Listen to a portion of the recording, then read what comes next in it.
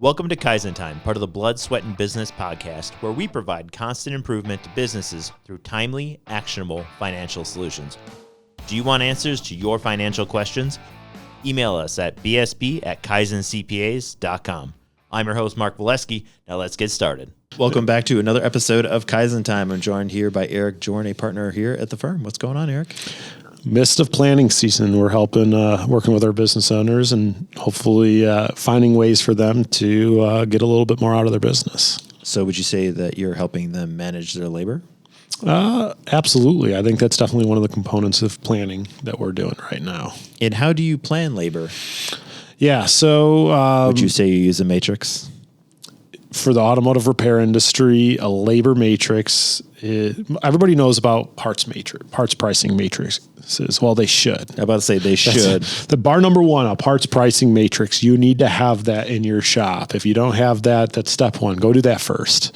Well, and before we even really get into it, a parts pricing matrix isn't exclusive to an auto shop. That's correct. And what we're going to be talking about right now with the labor matrix isn't also exclusive to a shop. Now, we'll be talking about it in a shop situation, but everyone should probably be thinking about it in this way, how it would be able to be applied for your business, because why not all your employees are being paid the same because they're getting paid based on a skill set that they have. So they should also be charging appropriately to accommodate for that.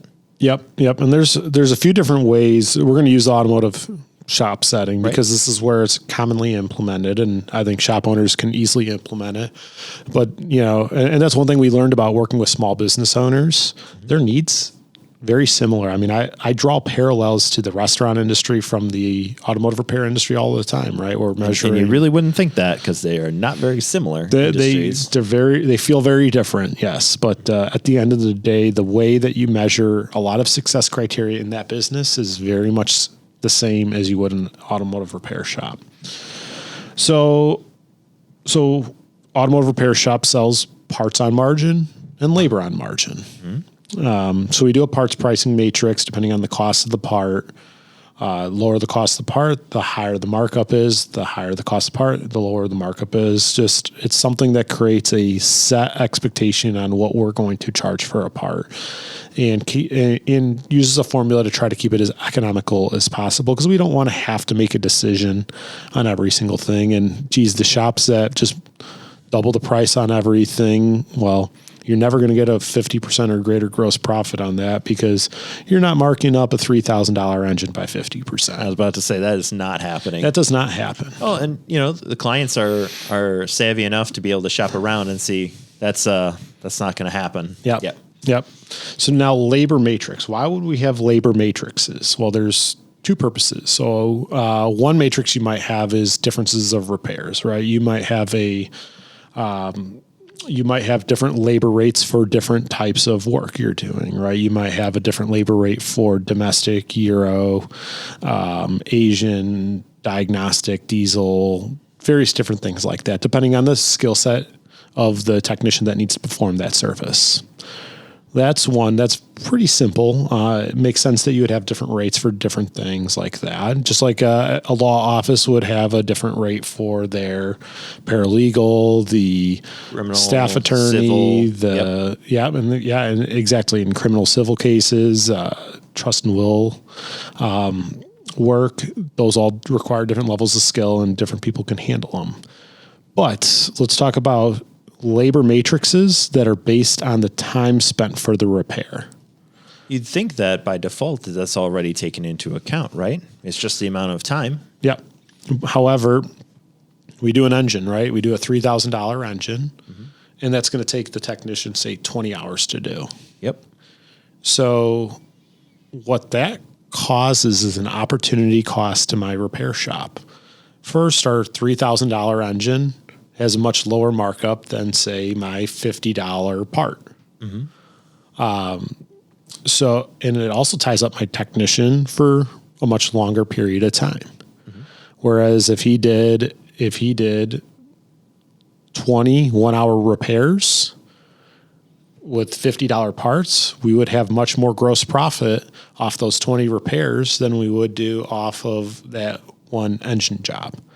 Also, I just want to pause you. How much more effort does it take to do an engine, right? You have to have risk. You also have to have like some type of machinery to lift that engine out and put a new one in.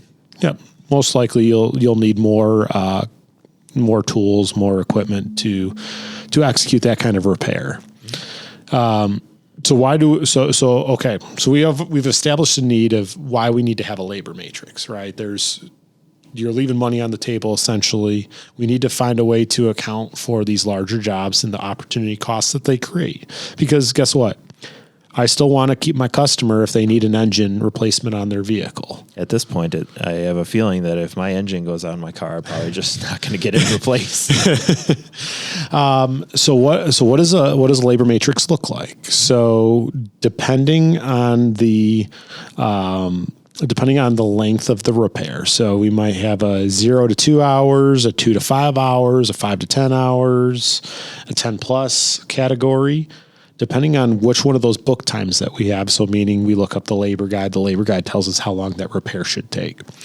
We then have a multiple that we would increase. So we might have a 1x for a 0 to 2 hours. We might have a 1.1 for from 2 to 4 hours. We might have a 1.2 for the next tier, and maybe up to even a 1.5, which then takes your labor rate times your hours times that markup, and you get more labor dollars then for that repair. And that's it. Oh, wow. That actually sounds real nice. It's pretty simple. Most modern shop management systems, I know TechMetric, for instance, they have ability to create multiple labor matrices and have different labor rates set depending on the complexity of the repair or the type of repair you're doing. So here's another question for you. And this may just be a recommendation, would there be another matrix for certain other skill sets, as you said, like a European style vehicle or diesel engine? Would that be additive to that? I know that we always try to lean on simplicity too. Yeah. So they wouldn't do a labor multiple generally. Usually that's a different rate. Okay. Especially because those customers are more apt to paying a higher labor rate. Diesel repair is more expensive than general auto repair. Euros are more expensive generally than domestic. So that's usually factored into a labor rate. So the dollar amount we charge per hour. We might add premiums, say in a state like Illinois, where we deal a lot with rust, and we know if I'm going to do any type of suspension repair, I'm going to need to break out the blowtorch and heat everything up so I can loosen it up because it's all full of rust and it's corroded, and we need to do a lot more work, and we're probably going to have things that break and things that happen in repairing those components. Whereas, maybe I'm in California or Texas, and underneath of our vehicles are perfectly pristine. Sounds nice. So I guess that makes sense why there are specific auto repair shops that specialize in specifically European cars or diesel tech, because that's already taken into account. And again, they're specialized to handle those unique situations. Oh, 100%. Because you become more efficient the more frequently you see things. Yeah. And I won't always say that's a principle, because dealership technicians don't always become more proficient than all makes, all model technicians, because what they'll see is applications that are done to other makes and models that actually provide a more efficient route on a particular maker model, whereas a dealership technician might not have that additional exposure.